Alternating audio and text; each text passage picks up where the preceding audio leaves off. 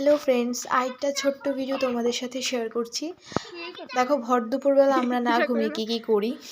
এখন বাজে 3টে, আর আমাকে তো দেখতেই পাচ্ছ, আর আমার বোন পেছন থেকে ফোনটা ধরে আছে। এখন পড়াচ্ছি পেয়ারা, তো আমরা পেয়ারা মাখা খাবো, দেন ফুচকা, আমাদের সবার প্রিয় ফুচকা। তো আগে ফুচকাটা খেয়ে নিই, তারপরে খাবো পেয়ারা মাখা। তারপরে আরও খাবার আছে, আজকে আমাদের প্ল্যানে অনেক কিছু আছে। তো আমাদের ফুচকা খাওয়া কমপ্লিট, আর এখন কাকিমণি কাটছে পেয়ারা। আর একটা জিনিস, পেয়ারা পাড়তে গিয়ে কিন্তু উপর থেকে পেয়ারাটা ঠিক কাকিমণির ঘাড়ের ওখানটায় পড়েছে।